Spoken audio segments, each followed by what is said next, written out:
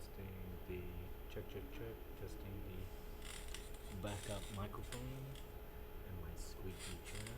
Testing 1 2, checking 1 2, test. Testing 1 2, check.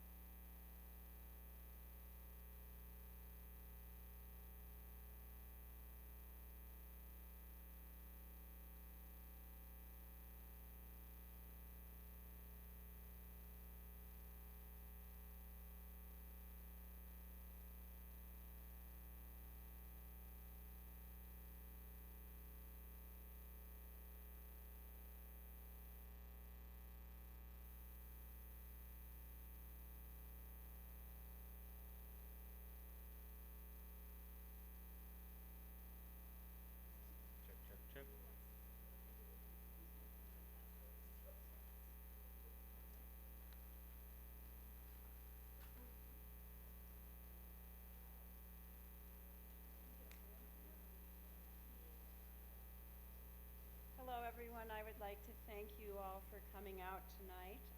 Before I introduce tonight's readers, I wanted to thank especially MJ Heather and Kayla Imus, who are doing a lot of the detail work for the MFA.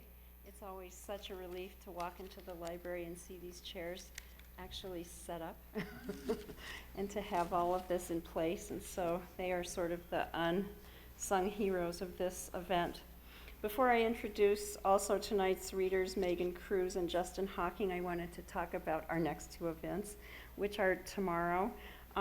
We have a publishing panel at 2 in Ackerman 208 with the editors of Tin House Press, Tavern Books, Lynx House Press, and Lost Horse Press. And that panel will be moderated by Lynx House editor and publisher Chris Howell, who also teaches poetry for us in the MFA in the summertime. That event will be followed by a reception at our house, and then in the evening there will be an Ars Poetica poetry reading featuring the Tavern Books editor Carl Adamczyk, which is also in the library in this spot, also at this time at 7:30. He's super cool. Carl is. I'm going to introduce both Megan and Justin now, and then Justin will read first and Megan will read second. So just everything is a little backwards, but oh well. Megan Cruz is the author of the debut novel Call Me Home, honored most recently by the National Book Foundation's 535 Shout-Out Award. She's a graduate of the University of Montana's MFA program and did her undergraduate degree at Oberlin College.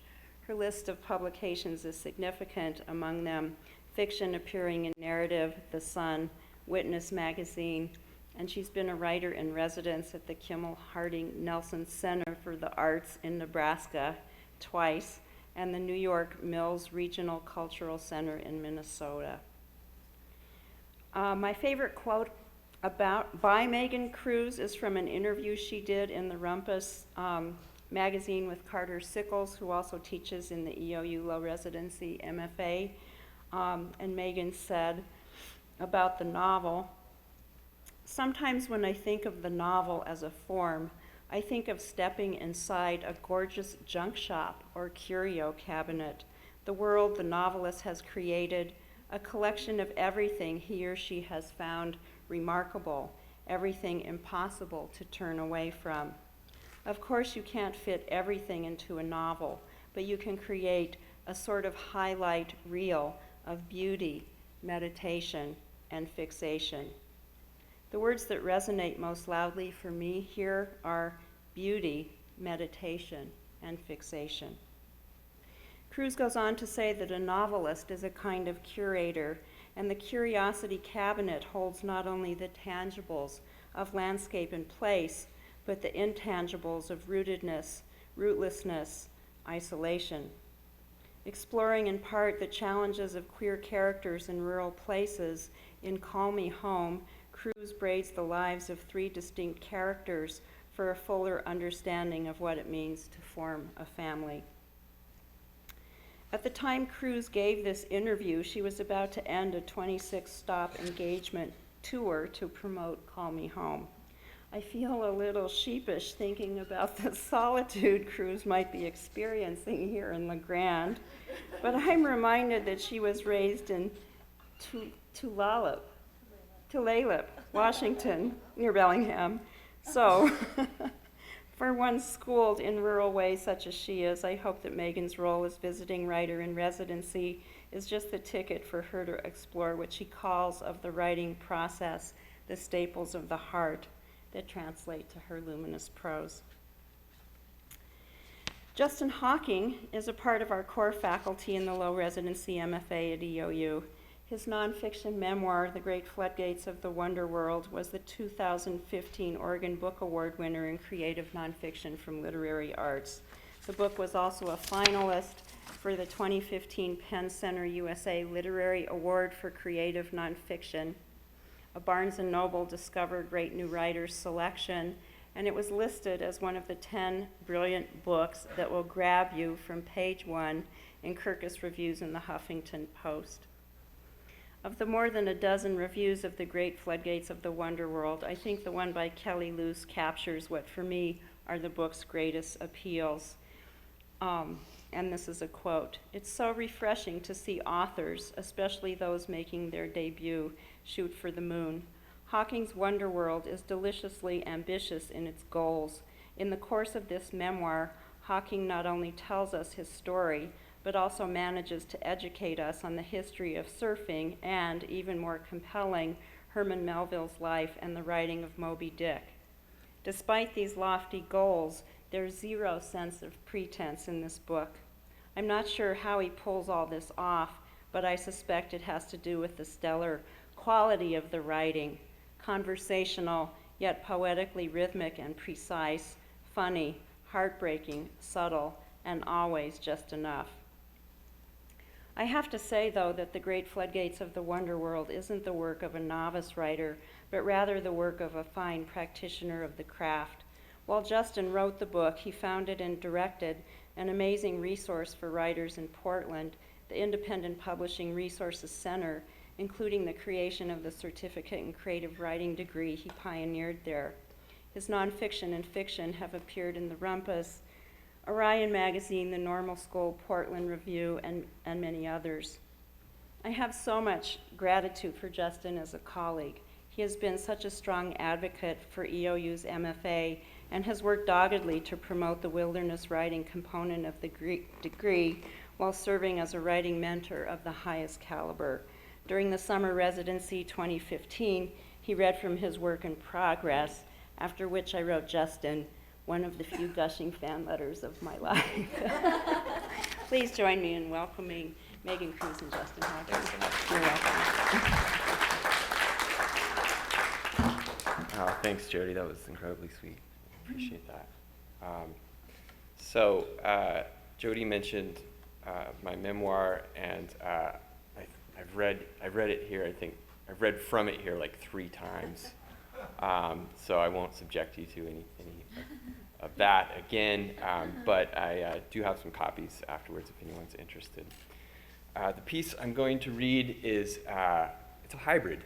It's a hybrid essay that blends personal writing with literary criticism, something we talk a lot about in my class.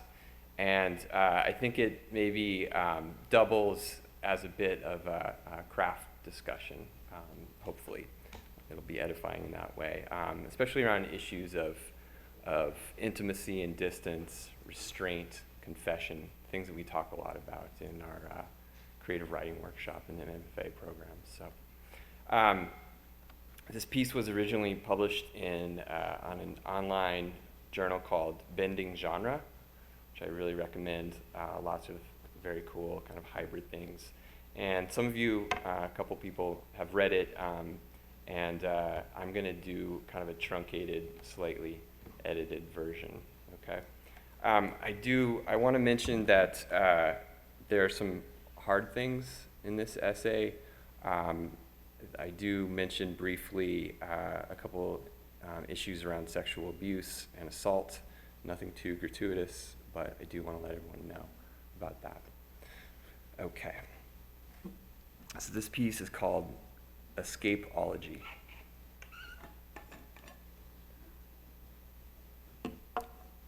First, you slip your arms through the overlong sleeves of a brand new white jacket. That new clothing smell, bleached cotton, crisp canvas. The discovery of curious leather straps and metal buckles, the function of which are yet unclear.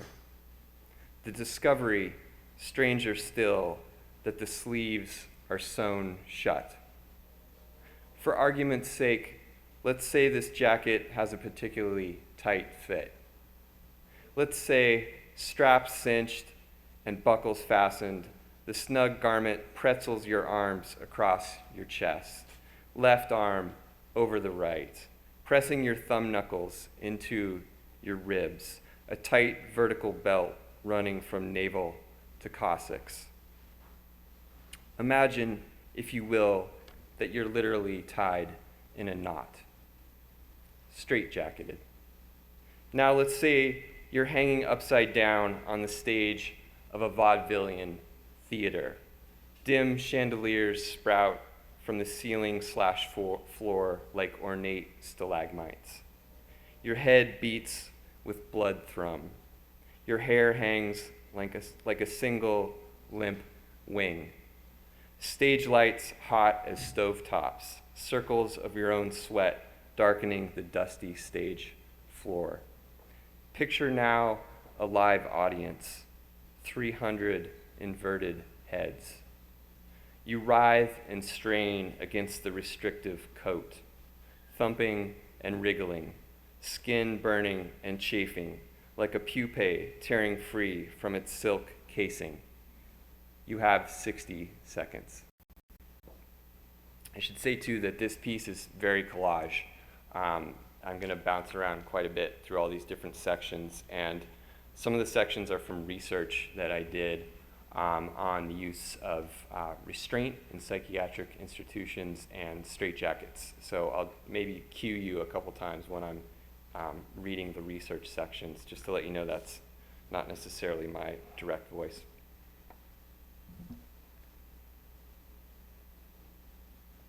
Two years ago, I had coffee with the editor of a well-regarded literary journal, known mainly for publishing high-caliber literary fiction. We sat down to talk about an excerpt from my forthcoming memoir that I hoped he'd publish in a special themed edition of the magazine. The excerpt describes the narrator's emotional descent and increasing self-destructiveness after a breakup and a traumatic robbery incident. In the small talk before we got down to business, the editor mentioned something about how he likes authors who write with a great deal of restraint. Only after the magazine rejected my revised piece, a month or so later, did I realize this comment had likely been aimed more or less directly at me. Not only had I wasted my time on a fruitless revision, but I'd also been relegated, apparently, to a category of writers who do not write with a great deal of restraint. The rejection left me in the dark for a day or two, embarrassing little 4th of July sparklers of my own insecurity singeing the thin skin of my inner wrists. The truth is, I'm attracted to writers who use restraint, who place themselves willingly in something of a literary straitjacket. I'm thinking of Amy Hempel's stunning self-control in the cemetery where Al Jolson is buried, an essayistic short story in which a flawed young narrator visits her terminally ill friend in the hospital. Cemetery manages to be satisfyingly emotive without a shred of sentimentality or cliche. There's zero tugging at the conventional heartstrings, but it's also deeply felt and paradoxically generous.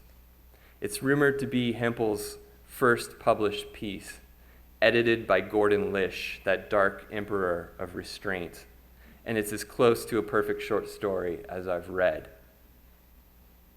Several months after its release, I was invited to a friend's book club to discuss my memoir. We had a lively conversation, at the end of which one woman asked me the following question: how do you know whether or not you've given too much of yourself away? She was a doctor and struggled with knowing when and how much of her own stories to share with patients. She was interested in discussing larger questions of how much do you reveal and when do you maintain professional boundaries. I'm afraid, though, that I took her line of inquiry too personally, as a condemnation. I believe firmly in making oneself vulnerable on the page. I'm a constant proselytizer of this gospel. But when does vulnerability become weakness or indulgence? I find myself wondering these days, and have I crossed that line? The answer is, it depends on who's reading your work. There are times, like when I received an email from a 30-year-old school teacher in New Jersey with the headline, quote, "Your memoir saved my life," that I'm glad I wrote what I did. There are other times, like during the book club Q&A session, or when I read certain online reviews, something that I've quit doing as an absolute strict rule. Or when I think of my male in-laws reading my memoir, that I'm not quite so sure. And then this is one of the research sections. Restraint and seclusion were often used to control the behavior of people with mental health conditions. However, in recent years, clear consensus has emerged that restraint and seclusion are safety versions of the last resort, and that the use of these interventions can and should be reduced significantly. Lately, there's been quite a lot of dissing of the confessional mode in literature, at least in high literary circles. Having just released a memoir, maybe I'm just sensitive to it. In a recent interview, the writer Megan Daum said something to the effect of, "I don't confess. That makes it sound like I did something wrong." I would argue that 90% of the time we talk about confessional writing, we're talking about work that reveals mental dysfunction, addiction, intense emotional states, etc. I'm thinking now of OG confessional poets like Robert Lowell, who wrote about his struggle with mental illness in life studies. The label confession often also extends to admissions of having been raped or sexually abused or otherwise victimized. Or in the case of St. Augustine, of lust and promiscuity. So one could argue the railing against confession is also a covert stigmatization of these issues as not okay subjects for polite social or artistic discourse. But I tend to agree with Megan Daum that confession is maybe not the right word, that it has conservative Catholic undertones that imply sin and guilt. Maybe what we're going for is just plain old expression, a word I do like, with its connotation of pressing emotions away from our body, rather than aiming the barrel inward, the opposite of depression. In the comments section of a recent online article about the film version of Wild, a male commenter / troll wrote something to the effect of, "Cheryl Strayed must be stopped." Stopped as in restrained from sharing so many of the details of her life in such a public way, as in restrained from achieving such stratospheric success for having been emotionally honest and talented. In a recent radio interview, Strayed said, half-jokingly, that if she'd known so many millions of people were going to read her book, including, presumably, the mostly male trolls who harass her, she never would have revealed so much about herself. I sort of don't want to tell you something, though I've long since let the secret out of the bag. I'd kind of rather just hang here, knitted up safely in my strappy canvas jacket. In the section I was hoping the aforementioned literary journal would publish, I admit to having a hard time transitioning onto some antidepressant medication in the wake of having a gun shoved in my face.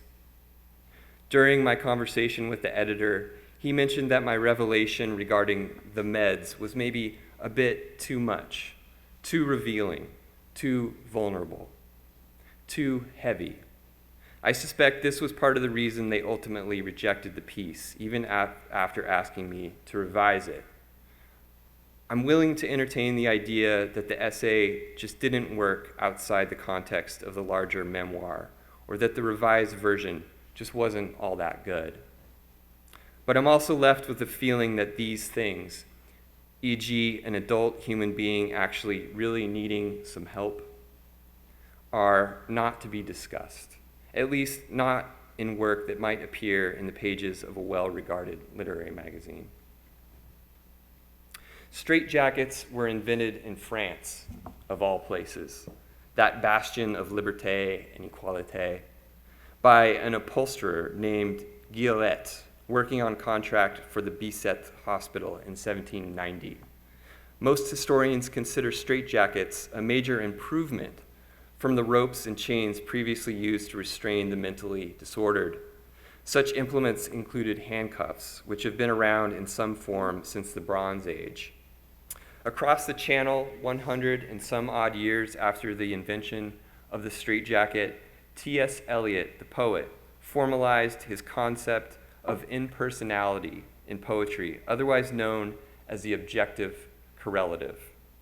His proclamation decreed that a poet's personal emotions should never be stated directly on the page, that instead the poet must find some object or image suggestive of them, e.g., a patient etherized on the table, and only then can she or he evoke the same feelings in the reader. As William Carlos Williams later put it, there should be no ideas except in things. The objective correlative, one could argue, is a kind of literary straitjacket designed to keep things from getting too messy, to restrict the writer from revealing too much or embarrassing himself with vague sentiment. T.S. Eliot went so far as to wield it against Shakespeare's character Hamlet, whom he felt was too unrestrained in his emotional outbursts. The objective correlative is absolute doctrine in most contemporary university writing departments. This device that was instituted nearly a century ago by a brilliant but repressed man from St. Louis, living in perhaps the most emotionally reserved culture on the planet. The etymology of the word reserve traces back to England in the 1650s, meaning self-imposed restraint on freedom of words or actions, a habit of keeping back the feelings. Of course, the objective correlative worked exceptionally well as a device for rendering T.S. Eliot's period of mental collapse in The Wasteland. Even with all its impenetrable literary facades and intertextuality, Kate Zambrino calls it, quote, totally, amazingly, hysterically emo. My question, though, and part of Zambrino's, is the objective correlative still working for us? Is it still working for us all the time? Is part of the reason so many of us have moved or escaped over to creative nonfiction because there's sometimes less demand for elaborate obfuscation, for Byzantine references meant to signify emotions and experiences, because we can employ the objective correlative as an accessory rather than a muzzle? Is the whole concept of emotional restraint a white male European thing, or more specifically, a British thing? I'll admit that almost all of my ancestry is British. I'll also admit that there's a strain of Protestant gloom, seriousness, and inexpressiveness that runs in my genes, and I'm constantly both wielding it and working to overcome it. Another research section. Wearing an institutional straitjacket for long periods of time can be quite painful.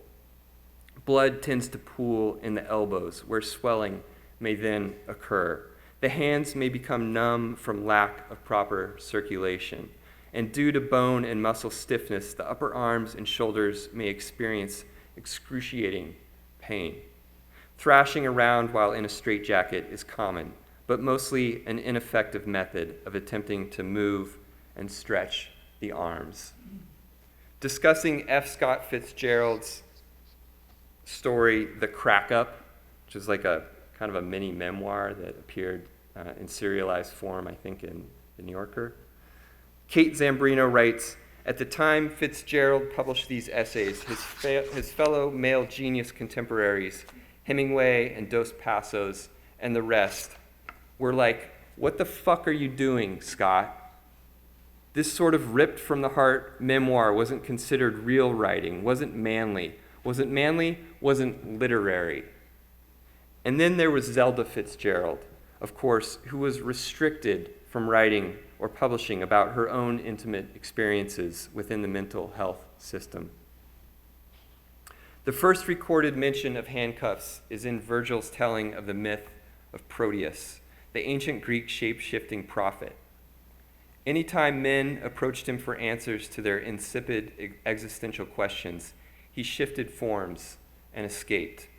until Aristeus, son of Apollo, used handcuffs to restrain the god because he needed desperately to learn the secret behind the colony collapse of his bees. The flexible, the snap, nippers, the twister, la poussette, la corde, minute double, the swing cuff.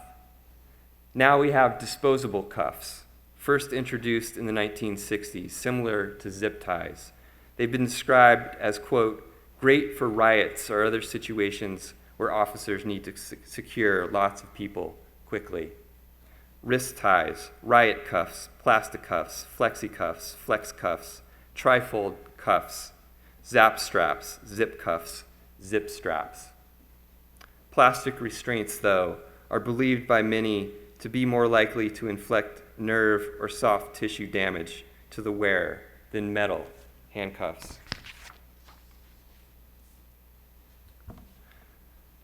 I don't think I would have particularly liked Ken Kesey in the 1960s, or any decade for that matter.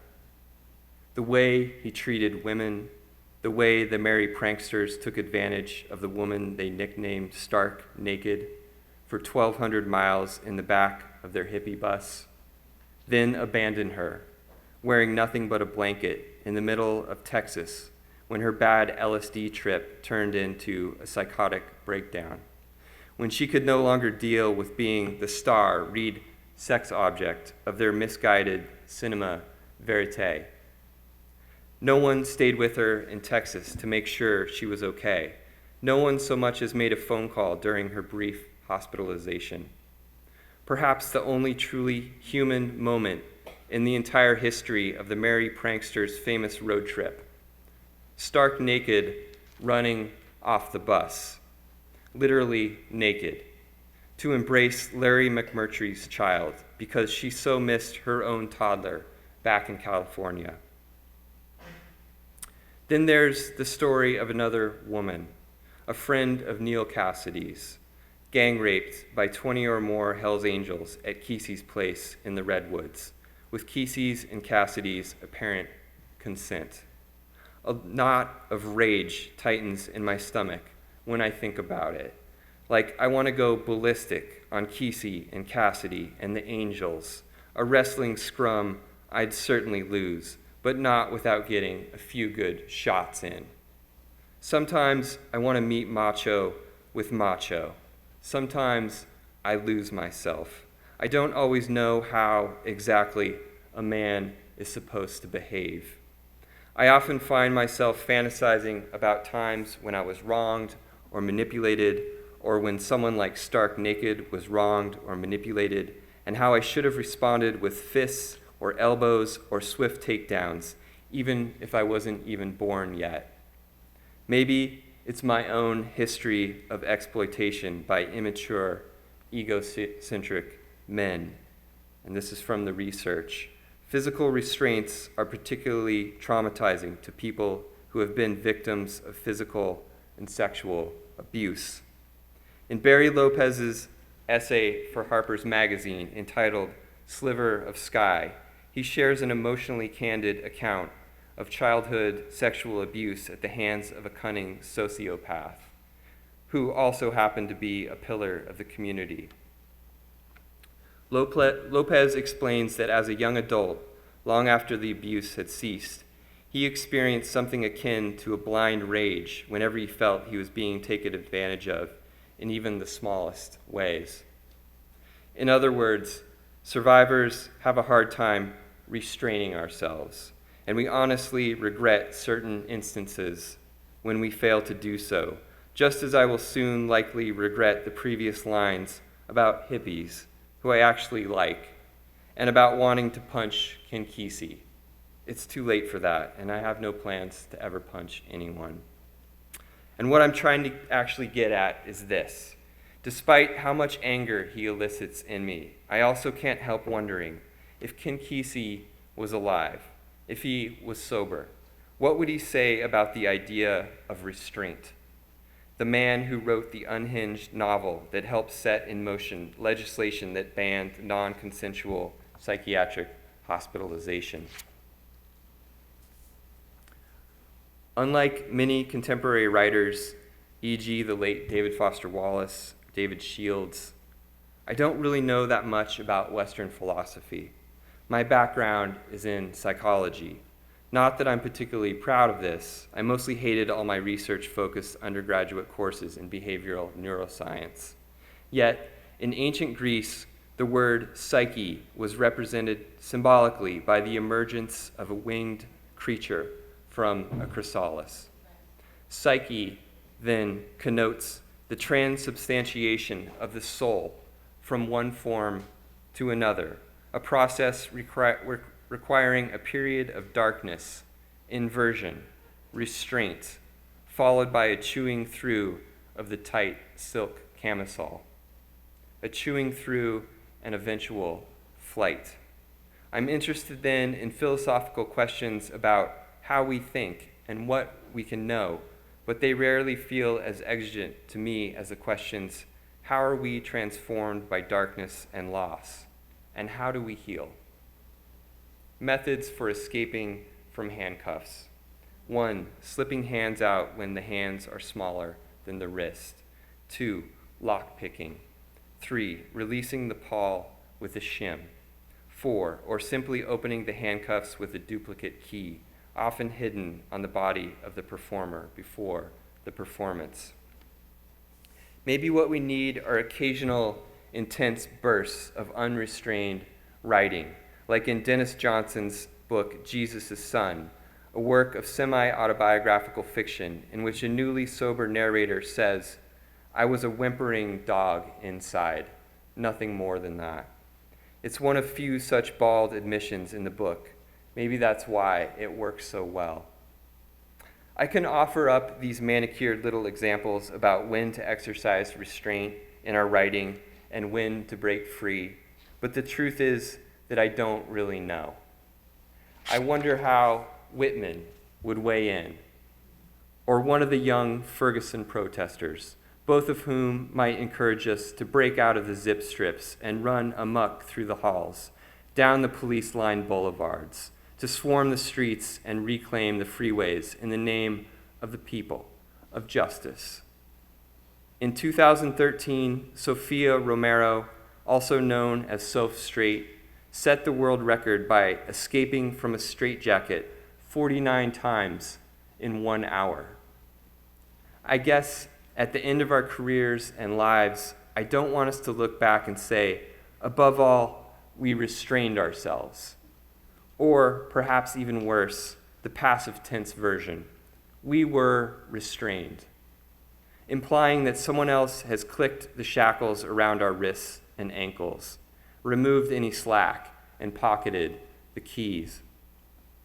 Restraint, then, as something we employ constantly, 49 times in an hour, but that we slip out of just as easily, 49 times in an hour, and by which we're never truly rendered helpless, motionless, silent.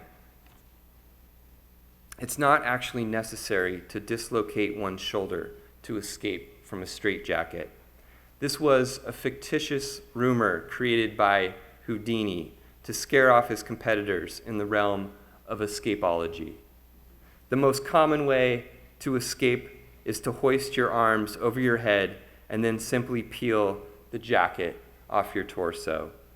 Houdini used to perform the feat behind a curtain, but discovered it's much better received with the heavy fabric pulled to either side, spotlights trained on our slick, upside-down brows, allowing the audience to directly witness our struggle. Thank you.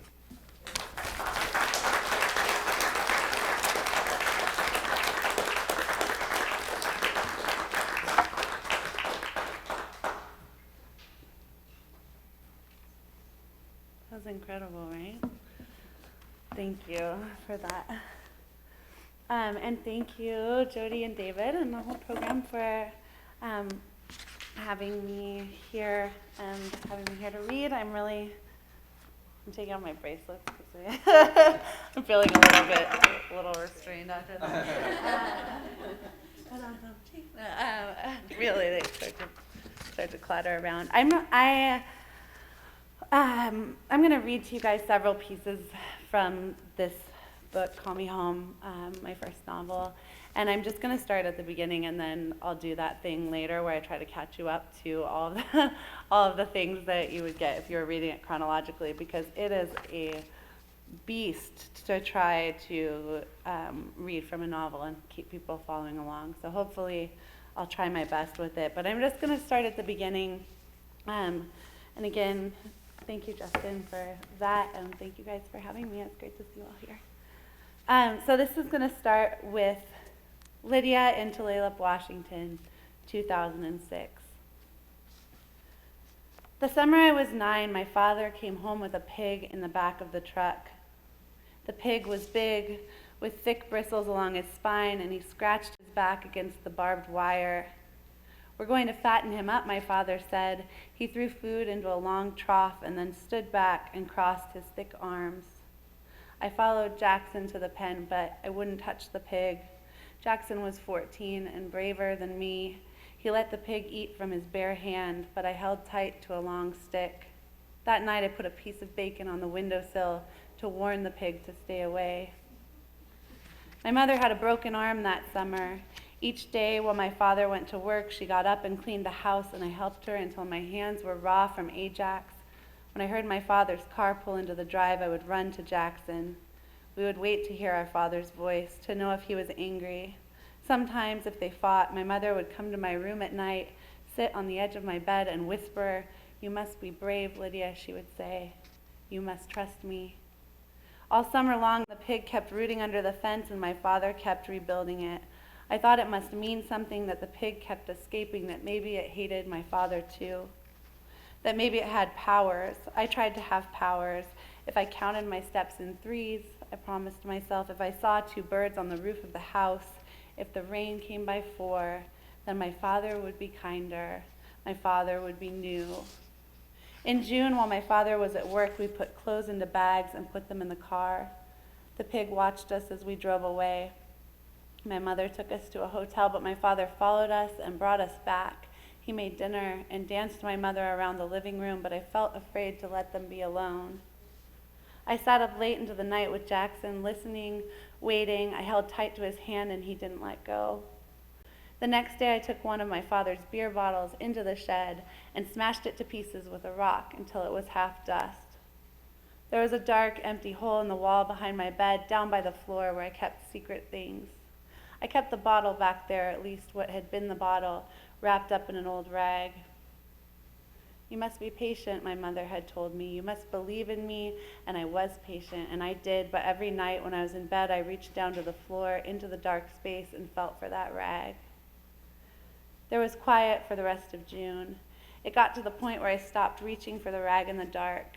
I let the pig eat a slice of apple from my hand and wasn't scared at all. On the 4th of July, we went to Marysville to watch the fireworks. My mother looked so beautiful, and the fireworks were bright blooms in the sky above the water tower. What happened between that hour and the next? My father drove the truck home over the rutted road too fast, and when he pulled up to the house, he pushed my mother out into the dirt. Jackson took my hand, and we jumped out of the truck, ran to the edge of the pasture, and crouched there. The pig came to us and pushed his head through the fence, and we all waited in the dark until it was over. I touched the pig's nose. "Shh," I said, and the pig stayed quiet. The air was quiet and mean after that. We played with the pig every time our parents fought now. His bristled back scratched my palms. I fed him scraps from the table and wanted to be good, to do right. If I could only be good enough, I thought, surely it would count for something. Surely things would change. At night, I lay awake and listened to my parents talking. Not the words, just the sounds. "I love you, I hate you, I'm sorry." Jackson was in his room all the time, listening to music and drawing in his notebook. Now that he was 14, he kept his door shut and wouldn't let me hear his music, but still, he let me come in and sit by him. I stared into the snowy tunnels of blankets. On weekends, he'd take me with him to Randy's house, and while he and Randy smoked pot, I'd hold a lizard and let it crawl up and down my arms and around my shoulders. In August, the pig escaped again, and my father called the butcher. I was sad but didn't say it. I stared at the square white packages lined up like coffins in the freezer. I held one in my hand until it burned with cold. I tried not to look at the empty place in the pasture where the pig had been. When my father broke my mother's nose, I made his sandwich out of the bacon I would never eat myself. My hands were shaking to touch that bacon. I carried the sandwich to my bedroom and brought the rag out of the dark space behind my bed. I poured the glass dust into my hand and looked at it shining, and then I laid it between the mayonnaise and the meat. It was the perfect sandwich. It was the worst thing I've ever done. I stood in my bedroom and looked at the sandwich. I tried to pick up the plate to carry it to my father. I counted to 10, and then I counted to 10 again. The plate was heavy as the moon. I couldn't move. Now, I thought, do it now. When I heard my father's boots in the hall, I couldn't breathe. He was coming toward me, and all I had to do was hold it up. It was a gift for him to take, but I ruined it all. I ran past him with the plate in my hands, out the back door and into the woods behind the house, where I buried the sandwich in the dirt by the creek. I threw the plate into the underbrush, and no one ever knew. Now I think that if I'd told Jackson, it would have been different. He would have helped me to be brave. He would have understood how badly I wanted my father to disappear, and what happened later might not have happened at all. But I thought Jackson already knew. He was the one beside me in the grass outside, trying to keep me from hearing them. The pig was nowhere, but still he held me there in the grass, scratching the dirt, saying low, low, listen, you can hear the hooves, listen.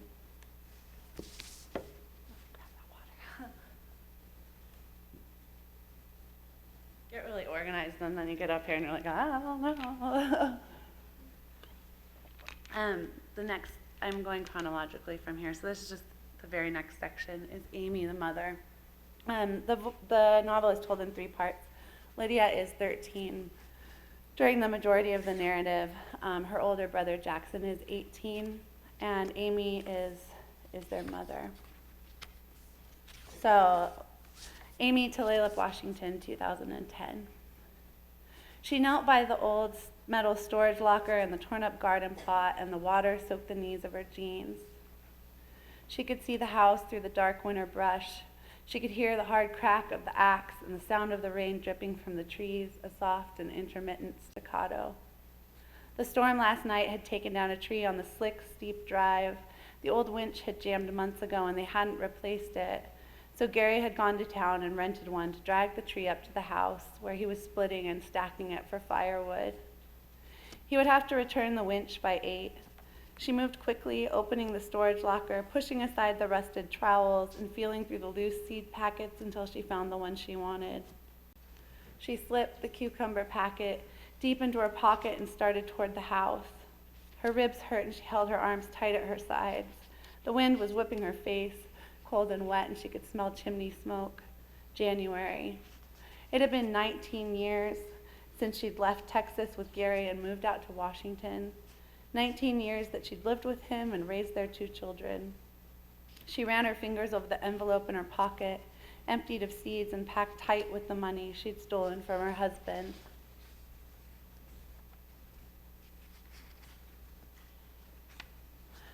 Skipping ahead a little bit. After the 4 of them had eaten, and after Gary had pulled away in the truck, she turned to Jackson. Get the things you and your sister need, she said, now. She handed them 2 garbage bags and took one to her bedroom. She pulled things out of drawers without really looking at them, and they put all of the bags in the back seat of the car, the shitty, unreliable one. She said a quick prayer to no one that it wouldn't break down before they made it to town. They were all silent as she drove. Lydia ducked down in the back seat, Jackson looking out the window. She took the back road around Marine View Drive and then the freeway to Everett. Gary would be at the other end of town, turning in the winch, collecting his deposit. Everett wasn't far enough away, she thought, but that was the point. It was a shell game. He would think they'd try to get farther away, so she'd stay close. She drove the car up and down the dusky streets, not looking at where she was going until she found a motel that looked abandoned. The parking lot was walled off from the street.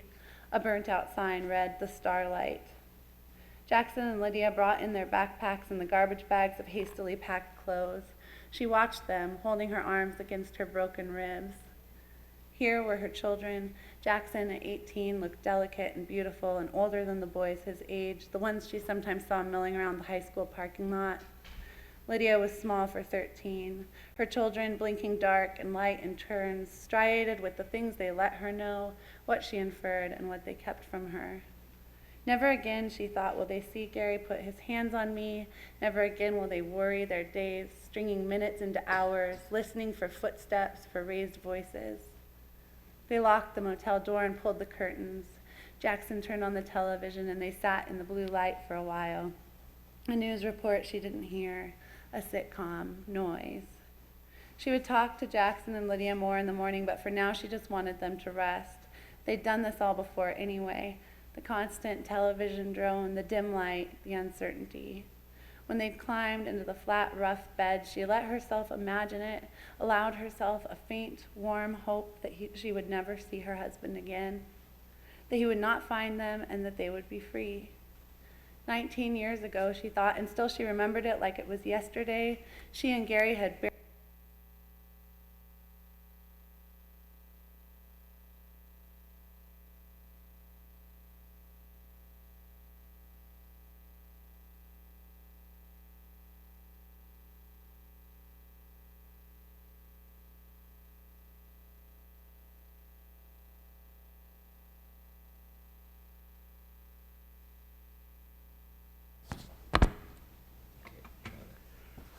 words are so powerful. Thanks. She allowed herself a faint, warm hope that she would never see her husband again, that he would not find them and they would be free. 19 years ago, she thought, and still she remembered it like it was yesterday, she and Gary had barely pulled off the interstate and bought a newspaper when they found the ad, a plot of land going cheap. They drove there the same day. It was on the edge of the Tulalip Reservation, 5 acres that needed a well, needed to be bulldozed again, a good half an hour from Marysville, the nearest town. They'd pulled up in their pickup after driving the long days from Texas, where they'd both grown up. The back seat was full of stuffed garbage bags and suitcases, the 9th of January, 1991. It was a cold Wednesday, bone chill and damp, a dark little new year. Even now, she could remember the day because of the way it felt like a beginning, like her whole life was about to start. Even in the dead of winter, the brush was thick and green over the little plowed road. The owner had led them around, picking over the fallen blackberry, copses of alder, round stands of sword fern, and Amy had taken in the dark loam, the overgrown ghosts of the dozed paths, the flat area at the top of the hill where the house should go. She wasn't sure what she was supposed to feel. It was so different from anything that she had known, but it would be theirs, she thought.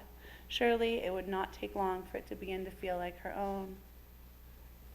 When they'd seen the whole of the property, walked from corner to corner, sighted and nodded at the orange flagging tape, Gary had said, "We'd like it, sir," and the owner had smiled, and they knew he would sell it to them. It would be more than 5 years before Gary hit her for the first time, and 10 before her love for him dissolved into a sharp beat of fear in her side, her stomach, her heart. They stood together underneath a maple, beneath the dripping pavilion of its leaves. And now, in the dim room with the starlight, Amy thought of all the things her 18-year-old self had left behind those years ago. Her kind, worried mother, her father who'd come back from Vietnam when she was only an infant but never really come back at all, her best friend Jennifer and her old dog Sam, the streets of Fannin, Texas, the brisket smell, the bad bars and tire-ironed windows on the shops on the outskirts of town. Now in the starlight, her children were sleeping, and she tried to sleep herself, tried to dream her dreams into them, to dream a new life again, to will it to be coming for them even now.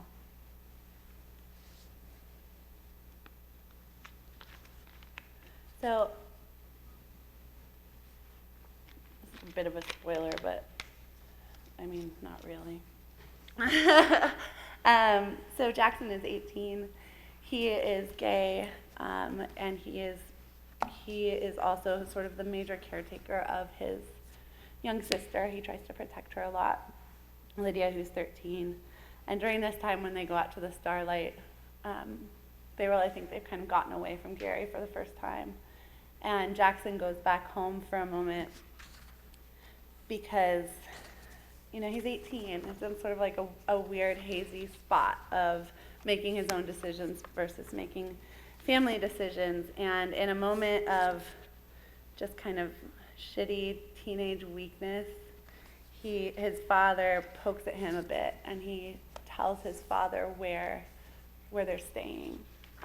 It's just sort of one of those ultimate betrayals that's also like, I think later he just thinks like, why did I do that? And one of those things that we do when people are picking at us and making us less good versions of ourselves. I also lost, oh, here we go, found it. So he ends up, one of the major sort of nexus of action and plot in the book is that Amy decides that in part she wants to kind of set him free, allow him to move out and potentially somewhere where he can be open about his sexuality, where he's no longer worried about his sister and his mother. So she and Lydia leave without him. They kind of abandon him. And in the absence of that family, he ends up escorting in Portland for a while, and then he moves out to, he gets a job on a construction crew in Idaho in the Panhandle. So sort of a sister town to like Kellogg, I guess. And he starts to have an affair with his boss, the married older man on his crew. And his boss is married, and he sort of moved from this one situation into a kind of exploitive other situation. So I'm just going to give you a little bit of him, and then I'll finish up with a tiny more bit of Amy. So this is Jackson, Silver, Idaho, 2010. And thanks for bearing with the choppiness. I know it's a little bit rough. They've also just gone on a trip to Montana together, wherein Don, the older man, left in the middle of the night conceivably to visit his wife, and has crushed Jackson's tender hope that maybe he was leaving his wife. The weeks after Montana, the over-the-waterfall rush of bright July into brown, scorched August, the days were hot and vivid, streaming like movie clips. Something was scaring him. One half elation, one half desperation, the scenes upon scenes. Late July, Dawn at the job site dusted up like a chimney sweep, a pocket full of nails, a tool belt, aching desire. There were more and more nights in the A-frame, nights when Dawn pulled from a handle of vodka, hungrily slurping. On those nights, they drank until the night was a soapy lens to squint through, and when Dawn fell asleep, a desperate ache would begin in Jackson's chest and throat. Dawn would sleep with his mouth open, snoring. Wake up, Jackson would think again and again. Wake up. A night in early August, it was late, more morning than night, and in the eerie purple dawn, Jackson began to talk about Lydia. He did not tell Dawn that what happened was his fault. He told him that they left him, Lydia and his mother, and that his father didn't want him. His mother was wearing an old coat, he told Dawn, and Lydia was carrying her little green change purse when she ran away from him at the mall. When he went back to the house, he found that his mother had left him $20 and no note. Dawn was sympathetic, sweet. Dawn kissed his eyes and said the right things which were wrong. Jackson thought about the moon-shaped scar on Lydia's left temple, $20, an old coat, a green purse. He wanted a drink.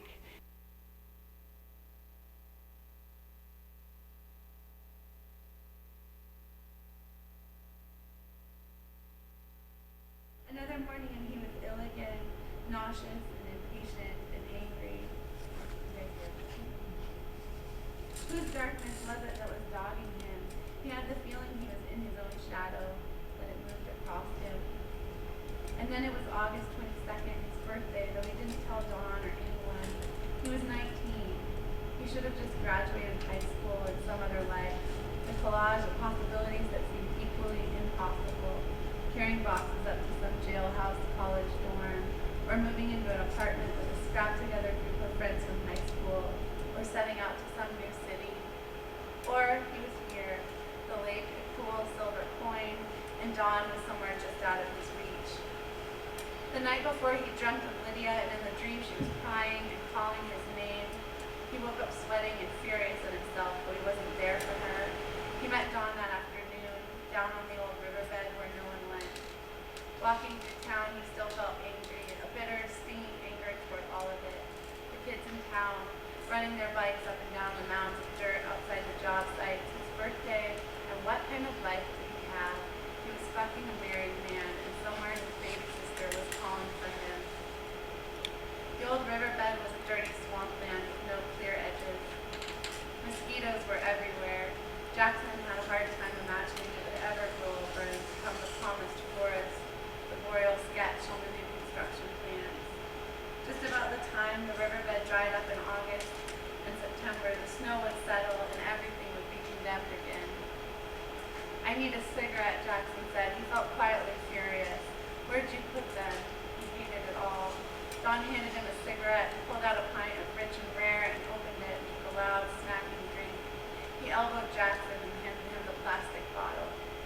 Jackson could feel his aggressive cheer in the face of what was Jackson's obvious irritation. Come on, Jack, Don said. Let's get drunk. Everything's dead, Jackson said, and the new things will never grow right. What's up with you? Don asked. You pissed off about something? Jackson didn't say anything. Jackson, Don said, I just need a little more time. Please, Jackson said. Can we talk about something else, please? There was a rusted out old car sunk in the mud, and he concentrated on looking at it until he noticed something hot and feel well. He looked at it hard and made out a dark mat of fur. He felt a wave of nausea. Everything was ragged and matted and dead. He thought again about that long-ago memory, his mother in the dress, the revolver in her hand. It had been a game, at least that's how he thought of it now, a construction all for him. They were going to shoot a bobcat. Jackson had imagined it in the dark shades beneath tweed trees, the upside-down skirts of roots from where the pasture had been cleared and then gone again to seed. She'd packed them sandwiches and they'd walked through the woods for what felt like hours. There were slips of movement everywhere. The blinking underside of a leaf was the bobcat's steely eye. A moth was the terrible white claw. He believed in the bobcat as completely as he believed in the furniture of that forest, the snaking brambles, fireweed seeded out in purple. They sat to eat their sandwiches, quiet with their chewing, and Jackson threw the crusts of his bread into the dirt and backed away, hoping the bobcat would smell them. Time had passed and he was hungry again. The shine seemed to wear off the days the bobcat was nowhere. He whined for the house and dinner and his father, and then, just as he'd said, "There's no bobcat. We'll never find it," his mother had stopped. She showed him the gun and made him sit away from her. She lifted the revolver with both hands, pointed it at a tree. Had she ever really shot a gun in her life? And fired it, and a bird had dropped to the ground. He understood now that she'd killed the bird, but in his memory it fluttered up again and flew. She'd knocked it out of the sky and lifted it back up as though her hands were making and remaking the world in front of him.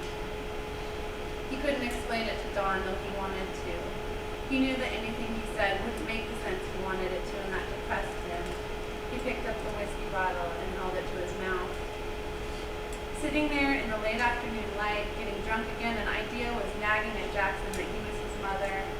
Not his mother when she lifted the gun like a Wild West queen or a High Force priestess, but his mother as her weakest, most tractable, and easily convinced. Never again, he had heard his father sob raggedly in the aftermath of nearly every beating he'd ever given his mother.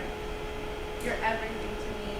And Jackson understood that his mother had wanted to believe him, had needed to believe him, because how else to live with yourself, to allow the person you want most in the world not to deceive you, to do it again and again. His skin was twitchy and sparking with the heat, the grown-up drunkenness buzzing the edges of his sight. "Let's go back," Jackson said. He didn't want to try to talk, didn't want to hear Jackson get cheerfully Didn't want to hear Dawn get cheerfully drunk. "I'm tired." Dawn obliged, tossing the bottle into his truck and fiddling with the radio on the way back around the lake. Jackson stared out the open window, all the way back to the semi-cab. Dawn pulled in and turned to him. "Jack," he said, "we're not going to do this forever. I'm going to leave her." Jackson looked at Dawn. He was half smiling, the dark hair in his eyes again. His arm was draped over the back of the seat, and he looked loose and easy and oblivious. The anger chewed at Jackson's stomach. "It's fine," he said. "You'll leave her, and we'll be happy."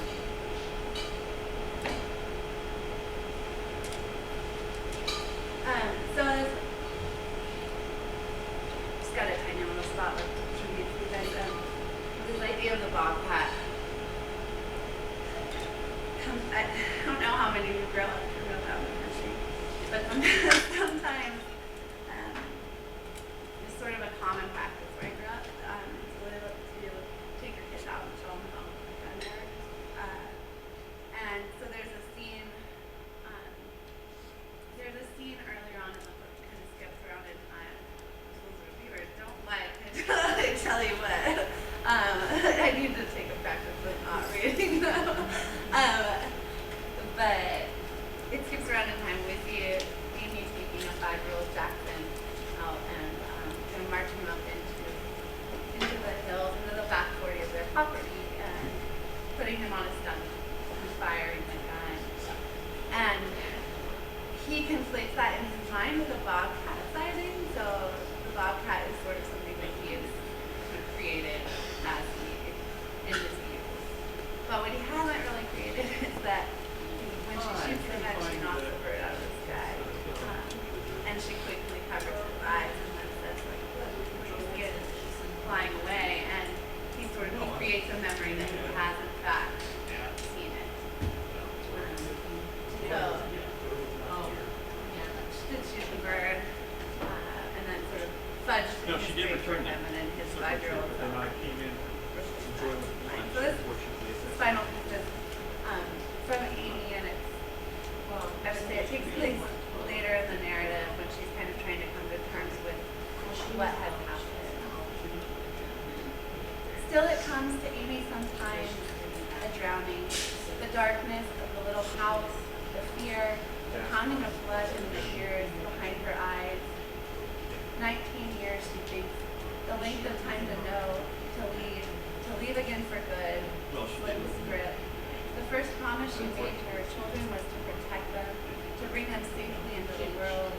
It swells in her, cold and swirling, what promises she wrote, what it meant to be happy, and what was sorrow, the other lives she might have led, the feeling of her children's skin, their delicate faces, the tiny bones stringing them together, hunger of mouth, hunger of heart, loneliness, desire, the firmness of the earth, and memory, and belief in love, and belief in God. God, she thinks that it seems so far from her, the only thing remaining, her own dark song hearing. Pray for yourself. Pray for the rest of your terrible life. It washes her again and again. Everything she had ever been was in those close rooms trembling. Ruin was the lit window. Her skin was the shape of his hand. And to stop it, she thinks of her children. It's always the same dream, and it is as real as if it is happening in front of her. She imagines them back in those dark forests, side by side, and she's somewhere nearby watching. Here, Jackson is saying, is where our mother shot a bird down out of the sky and then made it fly again. Did I ever tell you that story? Lydia shakes her head, and Jackson points to the tree.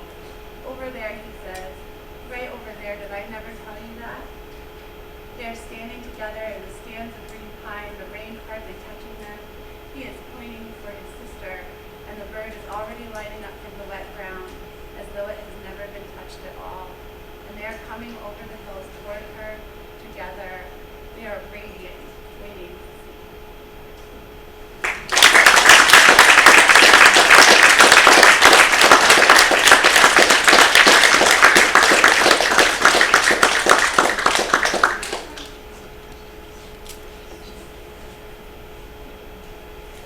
Does anyone have questions for either Megan or Justin?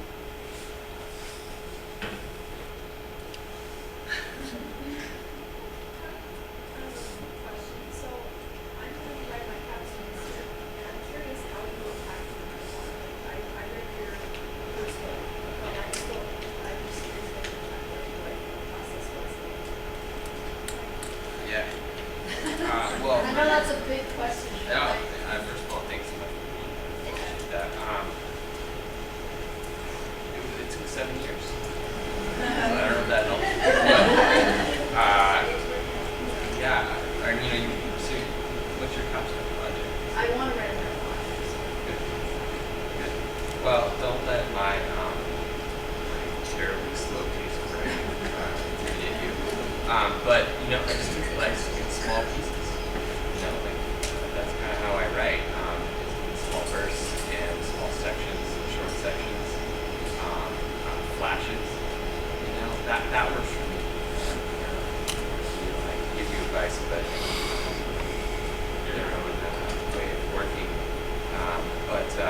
the other thing I did, I started writing and writing, and I published a little piece of it, a little chapter, and it was maybe like 20 or 30 pages. And it was like an encapsulated excerpt, and then I found it myself, was cover and really simple photocopy, and I just sort of put that out to the world, like as a first step. And then some people read it, and they connected with it, and but I think it was just like that kind of first piece, that small piece of it out in the world. But I think it's great that you want to go for it. And there's a couple books I would recommend. One is Tell It Science by Brendan Miller. A great book about creative writing, creative contribution. And I think it's just writing a little bit every day. Possible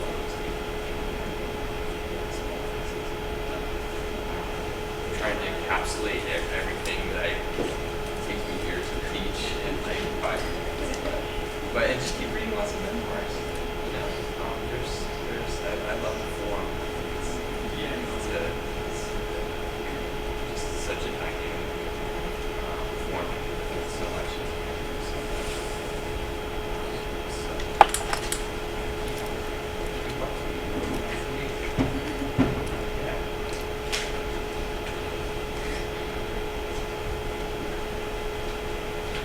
Questions for Megan? Yeah. So, yeah, Megan, it sounds to me, and correct me if I'm wrong, that your novel is set in the area where you grew up, raised? Very much. Yeah, so I grew up in a really small town. Can you talk a little bit about navigating that revealing of life and lifestyle and those things that come with living in a small town? And Yeah, I guess. I mean, if you're in a place where I grew up in such an isolated area that it was easy for me to kind of pull that and know that that I was using that. But it's interesting to watch. Like the book is set in Layla. It's set in Portland, and then a place called Silver, Idaho, that, like I said, is sort of approximation. And then the town of Fannin, Texas, which is an approximation of the town of Boone, Texas, where I live. But also turns out there's a small town on the east side of the state. And I screwed that one up royally. Like people were not happy about that. But great book fan, you could have some more critics. But I think that for me, I really to write a place. I feel like you have to have such an ethos about it. Like you have to have such a sense of knowing what you're writing in order to. Like I'll write to Layla. I grew up there. I know every stump in that county. I know Snohomish and Skagit counties like they better than any place. But even with Idaho, it's like I've been through those places, but I wasn't ready to own one of those towns. And so I think that it's really one of the graces of fiction is that you can create an approximation of a place. And I think that if you are from somewhere and you want to use it and you're writing fiction, you'll know if you feel comfortable doing it. But otherwise, like that's the beauty of being able to create this world. You create this world and to take all these things you sort of know and make them sort of flawless versions of themselves without having to manufacture you. And that's why like I've always loved fiction. I've always loved the idea of just taking the world and making it I was talking to one of my friends the other day about the reasons we were talking about the reasons we write, and for me it was like I grew up with this really big chip on my shoulder about having just been born into one little life, and I think like it's always like, but this is it. you know, and then you've got people like Mary Oliver being like, you know, what are you gonna do with your one precious life? And, you know, and they're like, lay off, lady, like, I don't know. And so like fiction to me is this way of just creating all these other, like, living 1,000 lives, you know, and that to me is one of the beauties of building this place. I don't know if that answers your question.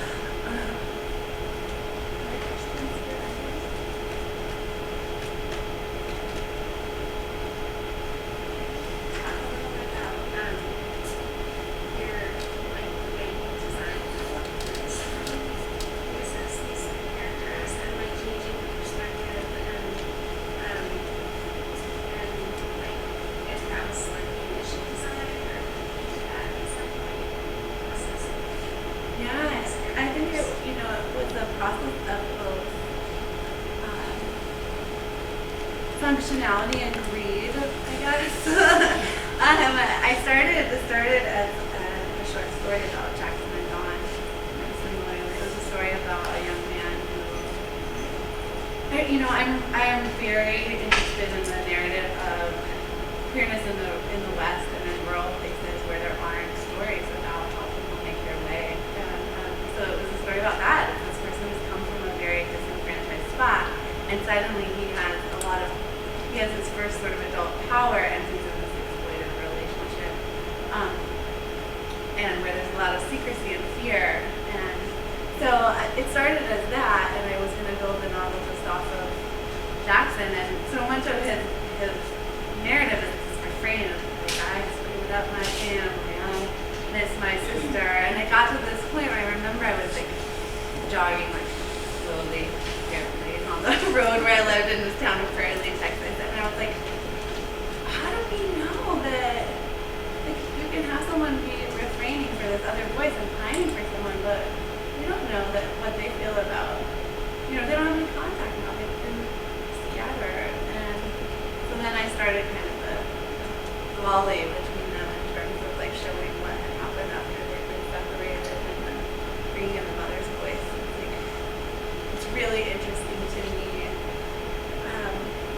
You know, the choices she makes are really not, they're not ones anyone ever has to make, but she makes these choices for, you know, against her son in a way to help her son, and she is having to make choices for safety. And you know, I think that's one of the things about violence, and domestic violence in particular, that has always, is so deeply, deeply unfair, is you have someone come into your life and upend everything, and then, you know, the person who, the mother in this case, is having to account, you know, you have this ledger of choices that you've made, and you're trying to decide, like, have I done well by these people that I love? And anytime you have a relationship, you're kind of keeping that ledger of, like, did I do well by you? Did I hurt you? Have I done this? And it's like, she is responsible for the ledger of her children's lives, not just in terms of her own choices, but in terms of what has been inflicted upon their family. And so bringing in her dialogue really helped. And then Lydia's voice is in this really urgent, lyrical first person, and that's the great part. I just really love writing voice, but you can't, I can't, some people can, I can't sustain a novel in that voice. So the ability to kind of do the things I love to do and to hit the main voices. And people often ask me if I, you know, why I didn't hear the father voice, but I feel like I won't.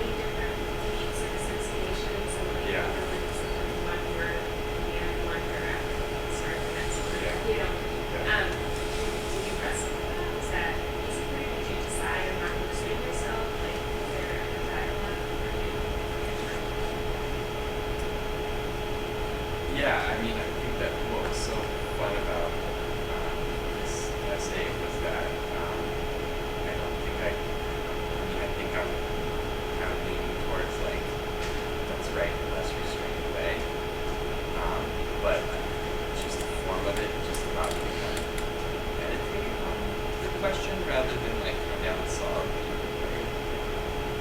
think that we need to practice both restraint and restraint. But your question is like in terms of just the kind of the flow of the essay. It feels unrestrained. The creative process of writing an essay. Yeah. I really like the kind of analysis of restraints. Yeah. I think I was thinking more along, like, I was thinking more about, like, emotional restraint. What do we feel about ourselves? What do we unpack? What do we want to feel? I was I'm always trying to find an edge. You know, like, can I write right on that edge? Like, spilling my guts too much. And then also, like, hiding myself. So I was really I was just trying to find that edge. But in terms of just the way that I don't remember where I got the idea, but I just started thinking about like the shackles and restraints and straight jackets and that concept of escapology and everything kind of blossomed out of that. The writing of it did feel kind of unrestrained. And then it just was flowing. It was really fun. It was just meditative. And I like didn't feel like I had to like prove my argument or like I was hoping to like so many people so well places just like just pose questions.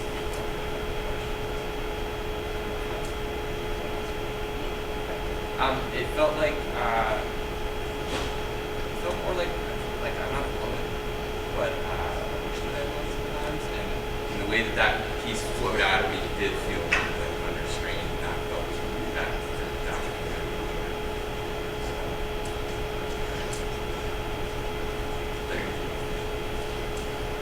It's probably premature, but when you have written which book are you on now second? Yeah, I'm working on a couple of projects. You did that first book out there, and it's really done. You can't really wait to get work on it more. It's a little bit like you're giving birth to a child. Yeah. But it's not, because you don't get to work on the baby. So now you just got to go make a new baby.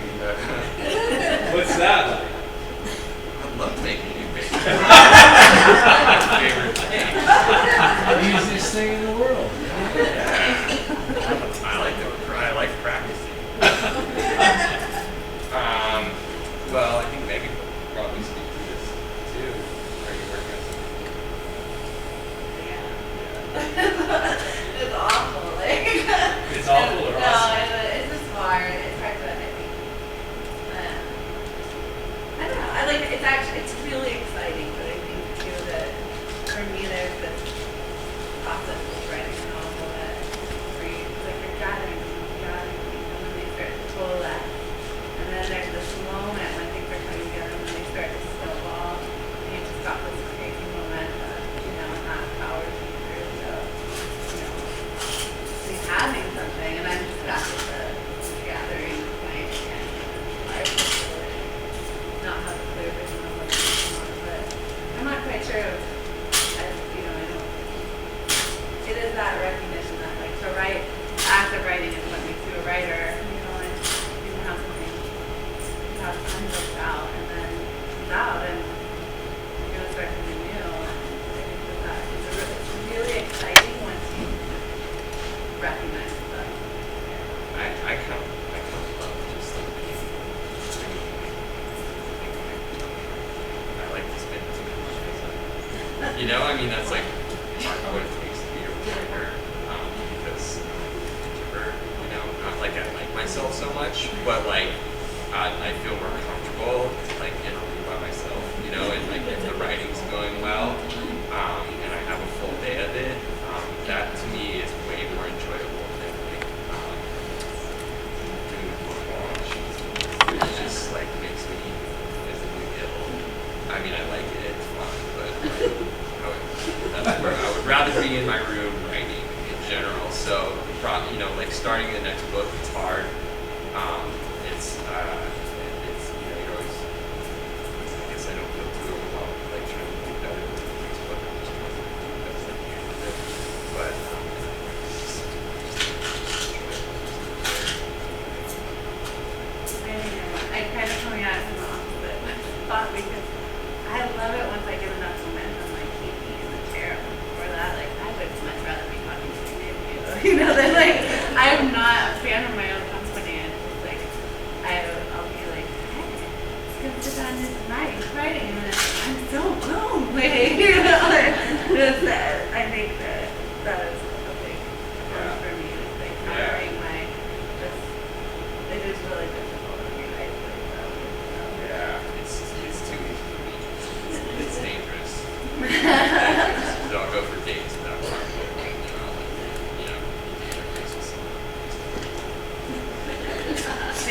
about, like, I have a 45-minute cat before I'm on the phone with you, like, I'm gonna call, you know, I love it. We're like on opposite sides of the